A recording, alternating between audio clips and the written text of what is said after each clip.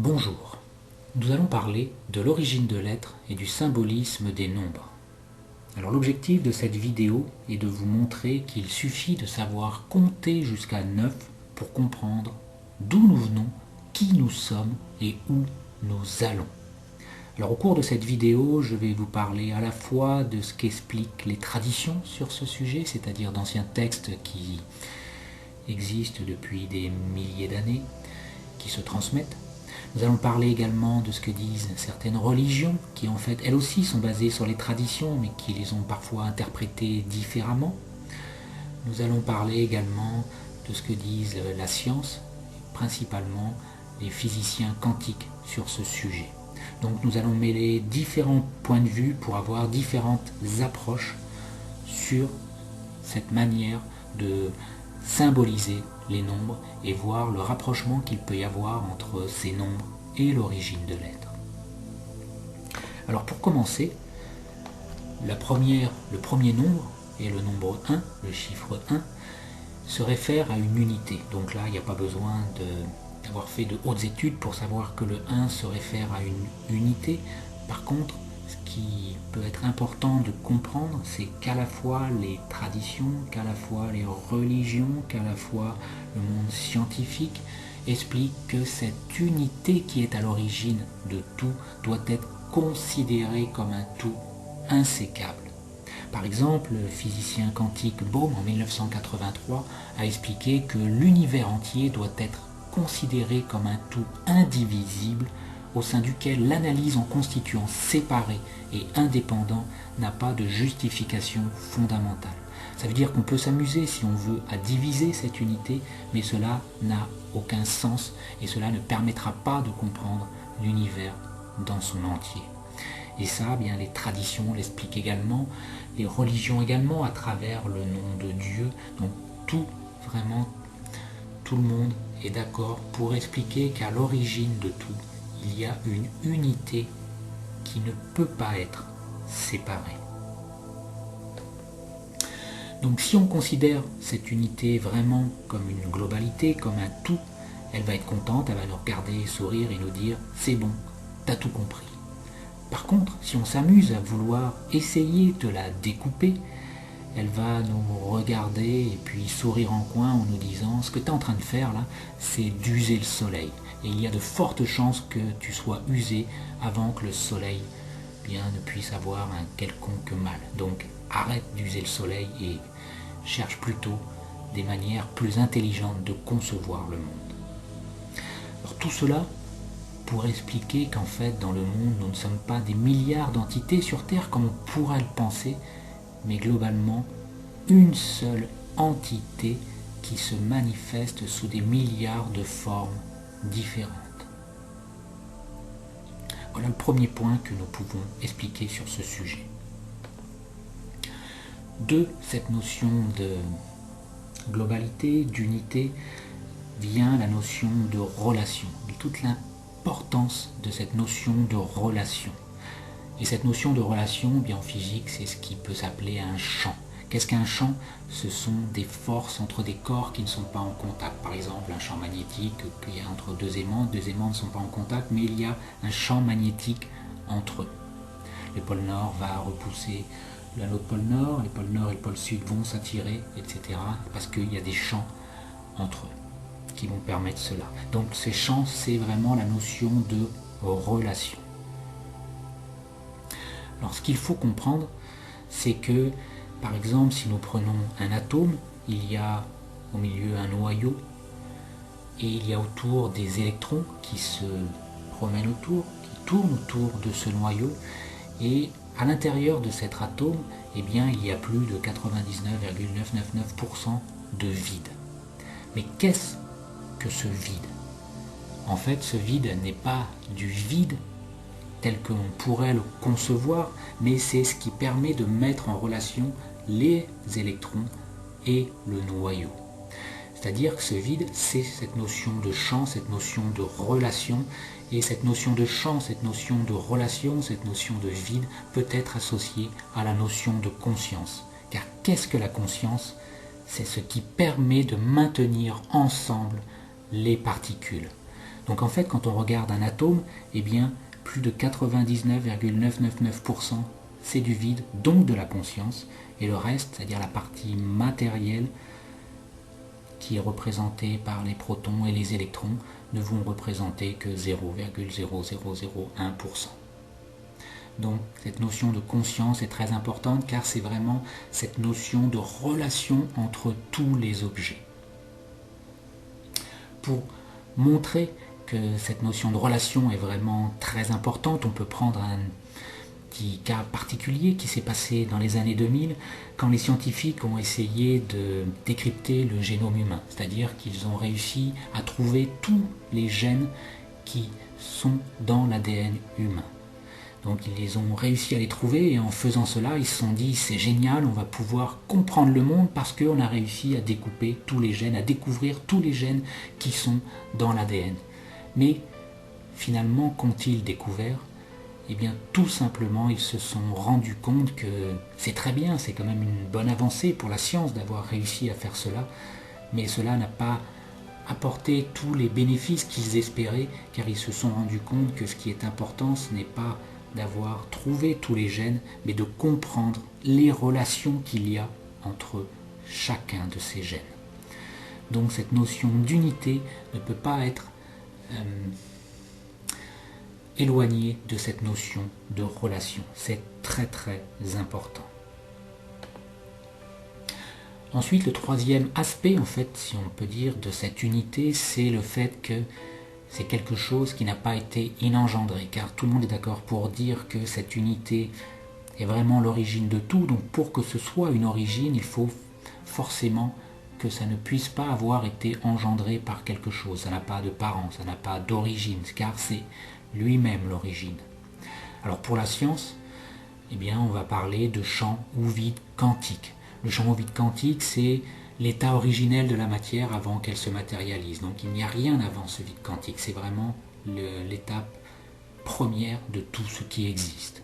Si on parle des traditions, elles vont nous parler de la notion d'akasha, d'âme universelle, de matrice de l'univers, d'où naît tout ce qui existe, de la cause de l'existence. Donc là aussi, pour les traditions, cette notion d'akasha, c'est l'origine de l'origine. Donc il n'y a pas de père, c'est quelque chose qui n'a pas été engendré par quelque chose d'autre. Et pour les religions, eh bien, ils vont nous parler de Dieu qui est le Dieu unique, le un unique, celui qui existe par essence et celui qui a généré tout. Donc il n'a pas été généré, lui, il est auto-généré. Alors on pourrait se poser la question, y a-t-il un lien entre ces trois notions? Donc on a vu une notion prise par la science, qui est le champ au vide quantique, une autre prise par les traditions, qui est appelée akasha, une autre prise par les religions, appelée Dieu. Eh bien, nous aurons l'occasion de répondre à cette question un peu plus tard.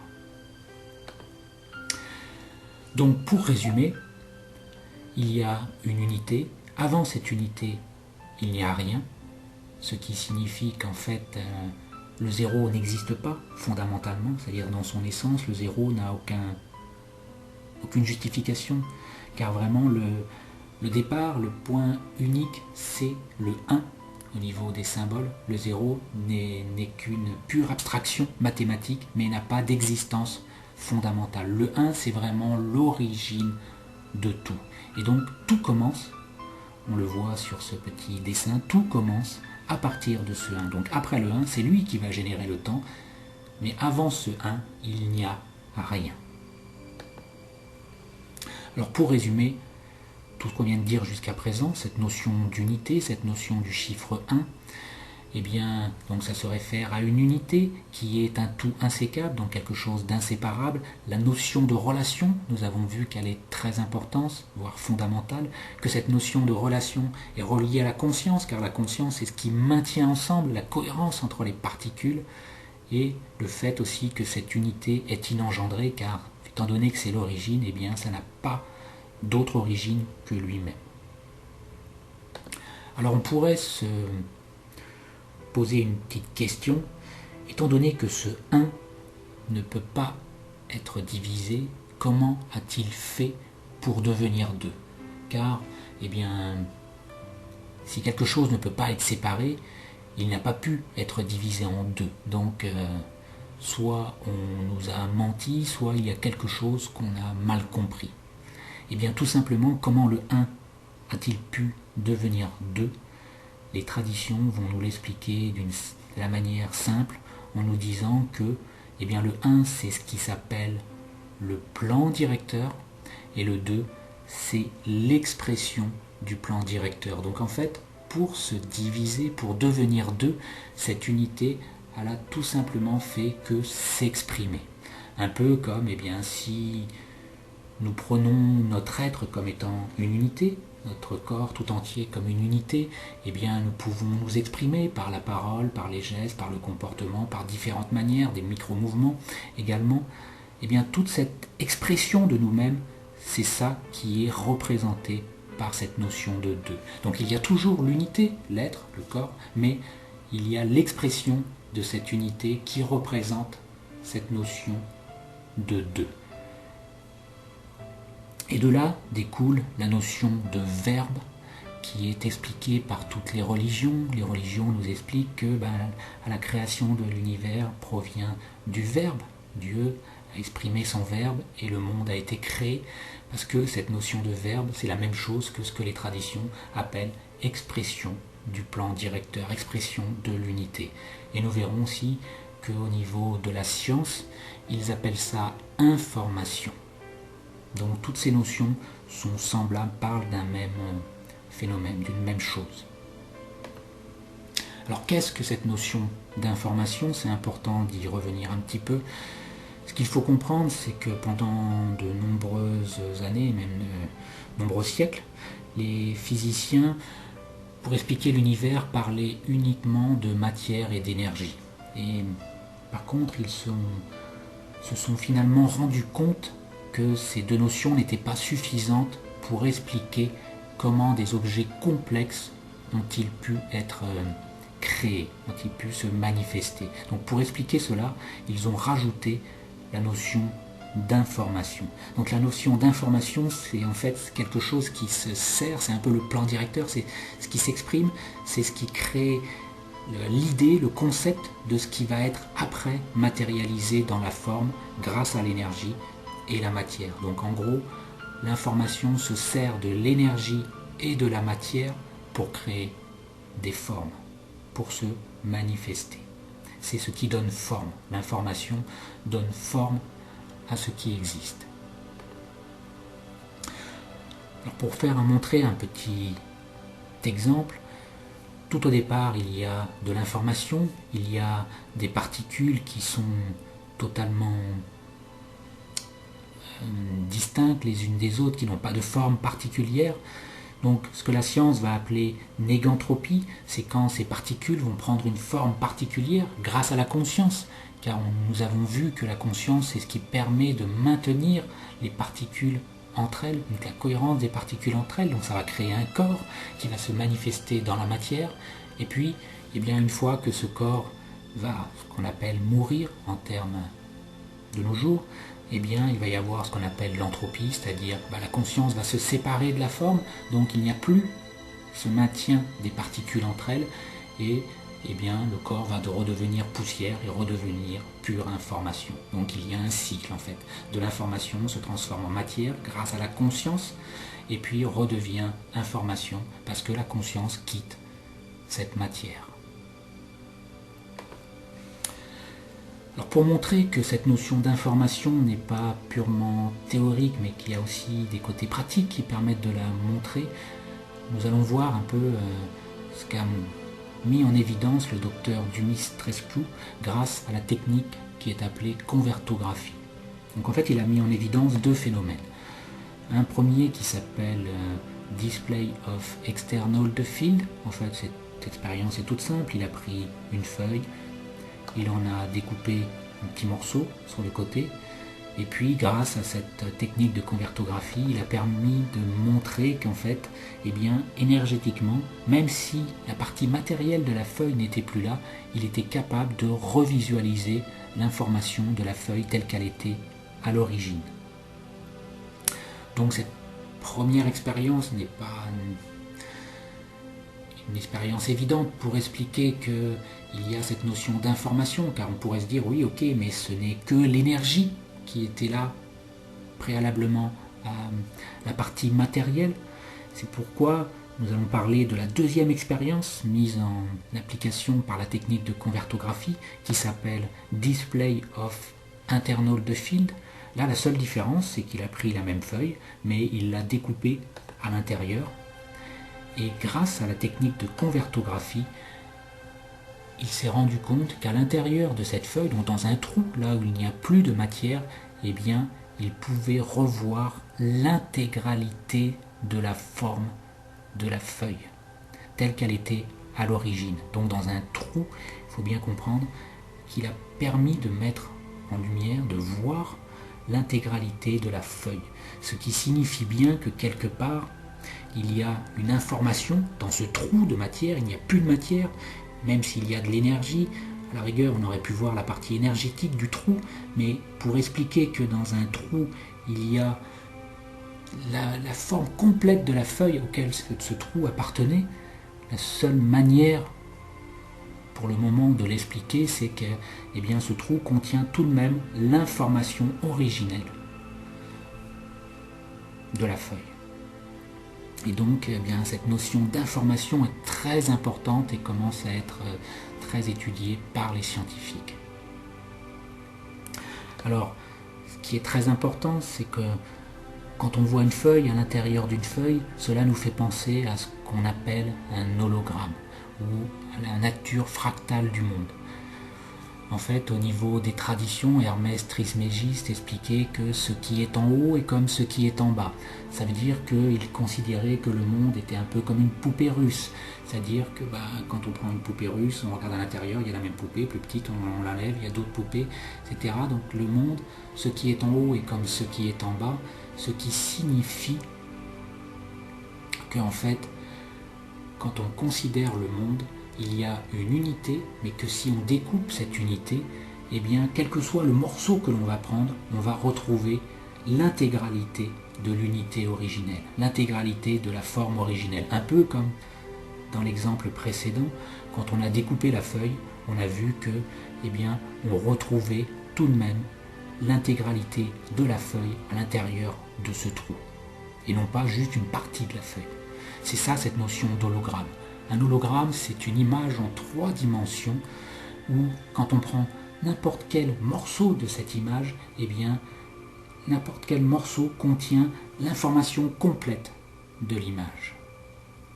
Et certains scientifiques en sont venus à la conclusion que l'holographie, ce serait le langage de l'univers informé.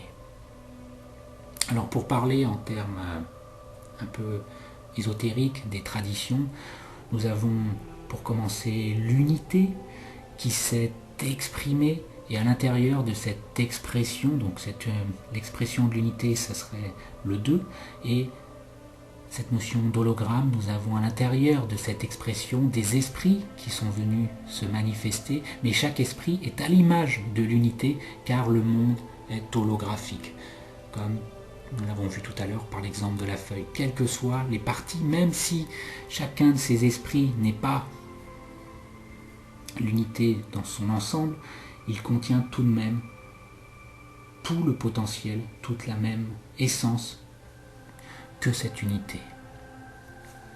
Alors on pourrait, pour expliquer de manière un peu plus simple cette notion de hologramme, cette notion de monde fractal, donc au départ il y a une unité, un petit carré, ensuite il s'engendre avec le 2, l'expression de cette unité, le 1 et le 2 vont se réunir et créer ce qu'on appelle le 3, tout comme eh bien, si une père et une mère se réunissent, ils vont créer le 3, un enfant. Et donc à partir du moment où on crée ce 3, qu'est-ce qui se passe? Eh bien, on régénère une autre unité qui va être représentée par le 4. Donc, pour bien symboliser ces nombres, le 1, c'est la notion de père, le 2, la notion de mère, et le 3, la notion d'enfant. Donc le père et la mère s'unissent, créent un enfant. Cet enfant est lui-même une autre unité, représentée par le 4. Ce 4 va s'associer également un conjoint ou une conjointe, ils vont avoir un autre enfant qui va être le 6. Ce 6 représente une autre unité, ça va être le 7. Le 7, étant donné que c'est une autre unité, il va se mettre en relation avec un conjoint ou une conjointe qui va être le 8. Ensuite, on passe, ils vont générer un enfant qui va être le 9. Et pour terminer, on en arrive au 10, qui est représenté par l'unité, la nouvelle unité générée par ce 9. Et 10, eh bien, symboliquement, comme le 0 n'existe pas, c'est 1 plus 0, c'est égal à 1.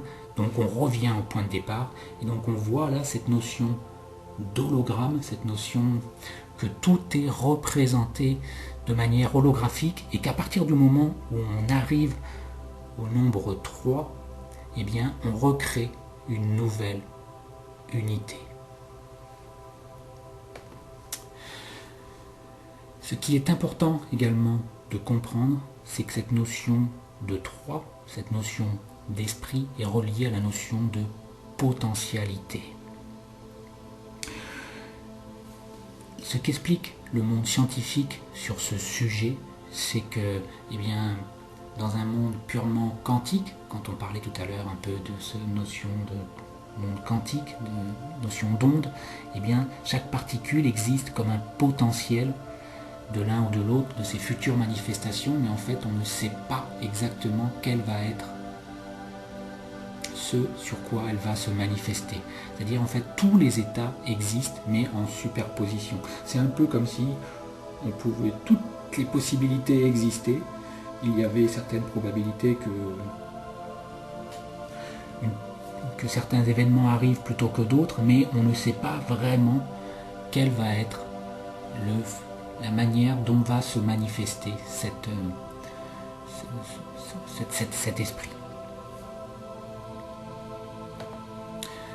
Alors pour résumer, nous avons la notion de 1 qui est le plan directeur, qui à partir du moment où il s'exprime, on appelle ça l'expression du plan directeur, il devient 2. À partir de cette notion de plan directeur, naissent les esprits par holographie, c'est-à-dire le monde est un hologramme, qui sont à l'image de cette unité. Les esprits sont à l'image de l'unité, du plan directeur duquel ils sont issus. Et il y a cette notion de 3, et il faut comprendre que toutes les potentialités existent. Donc en fait les esprits peuvent quelque part tout faire. Alors on pourrait se demander, au sein de cette vidéo, je vous parle de la notion d'esprit. Mais est-ce vraiment scientifique de parler de cela? Est-ce que la matière ne peut pas exister par elle-même sans avoir à se référer à cette notion d'esprit? Alors j'aurais pu prendre d'autres termes, mais la notion d'esprit est la plus judicieuse, je pense, car c'est celle qui est la plus parlante pour la majorité des gens. Alors peut-on se passer des esprits pour expliquer le monde? Pour répondre à cette question, je vais laisser Max Planck s'exprimer. Alors qui est Max Planck? C'était un physicien allemand qui a eu un prix Nobel de physique en 1918 pour ses travaux dans la théorie des quantas, c'est-à-dire la physique quantique. C'est donc un des fondateurs de la mécanique quantique. Et qu'est-ce qu'il nous explique? Eh bien, tout simplement, en tant qu'homme qui a consacré toute sa vie à la science la plus lucide et à l'étude de la matière, je peux vous dire ceci en conclusion de mes recherches sur les atomes. Il n'y a pas de matière comme telle. Toute la matière est originaire et n'existe que par la vertu d'une force qui cause les particules d'un atome à vibrer et qui soutient tout ce système atomique ensemble. Nous devons supposer derrière cette force l'existence d'un esprit conscient et intelligent.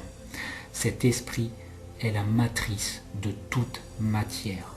Donc, il faut bien comprendre qu'un physicien qui a passé toute sa vie à décortiquer la matière de la manière la plus rigoureuse possible en est arrivé à la conclusion que derrière, la matière n'existe pas par elle-même, mais elle n'existe que parce que derrière, il y a un esprit conscient et intelligent. En fait, la conscience, tout à l'heure, que j'ai parlé, qui est la conscience qui permet de maintenir la cohérence des particules entre elles. C'est-à-dire les particules n'existent que parce que cette conscience maintient cette cohérence entre les particules. Mais la matière n'existe pas par elle-même. Et ça, ce n'est pas illuminé qui dit ça, mais c'est Max Planck, l'un des plus grands physiciens que nous avons pu avoir. Donc tout cela pour dire que la matière n'existe pas par elle-même, elle n'existe que par l'intermédiaire d'un être conscient qui lui donne sa forme définitive et réelle. Sans cette notion de conscience, il n'y a pas de forme. Alors j'aimerais revenir sur un petit point qu'a expliqué Max Planck. Il nous dit que nous devons supposer derrière cette force l'existence d'un esprit conscient et intelligent, et cet esprit est la matrice de toute matière. Alors tout à l'heure, j'avais parlé du champ au vide quantique, de l'akasha et de Dieu, et j'avais vu montrer que l'akasha, en fait, c'était la matrice de l'univers. Tout cela pour dire que, eh bien, pour moi, mais ça n'engage que moi, que l'on parle de champ ou vide quantique, que l'on parle de l'akasha, que l'on parle de Dieu, en fait toutes ces notions parlent de la même chose. On parle de la matrice, on parle de l'origine, on parle de vraiment l'origine de l'origine. Et donc chacun, que ce soit les traditions, que ce soit les religions, que ce soit la science, chacun va l'exprimer d'une certaine manière, sous son point de vue à lui, sous un angle de vision qui lui est propre, mais chacun parle de la même chose fondamentalement. Alors pour terminer cette première partie de cette vidéo, car ce n'est que la première partie, car nous avons vu qu'au départ il va nous falloir compter jusqu'à 9 pour pouvoir la terminer. Pour l'instant nous sommes arrivés au 3, donc nous avons juste fait le tiers du chemin. Mais en fait c'est une partie fondamentale, car nous sommes arrivés en fait à la Trinité dont parlent toutes les traditions, toutes les religions. Et que signifie Trinité? En fait, ça signifie tout simplement triunité. C'est-à-dire qu'à partir du moment où nous sommes arrivés à cette notion de 3, nous recréons une unité, comme tout à l'heure nous l'avons vu quand on a parlé de la partie holographique de l'unité. Donc il y a ce 1, qui peut être appelé le Père par exemple, qui en s'exprimant crée le 2, qui peut être appelé la Mère. Le Père et la Mère, grâce à eux, eh bien, ça crée un fils ou une fille qui vont être représentés par les esprits. Et puis, ces esprits vont être une nouvelle unité qui vont aller par la suite s'exprimer, se manifester dans la matière. Mais quand on en est au niveau du 3, nous avons vu que pour l'instant, on ne sait pas comment ils vont se manifester, car tout est possible pour eux, toute potentialité existe. Donc on ne sait pas exactement la manière dont ils vont aller se manifester. Ça, nous le verrons dans une prochaine vidéo. Merci de votre écoute.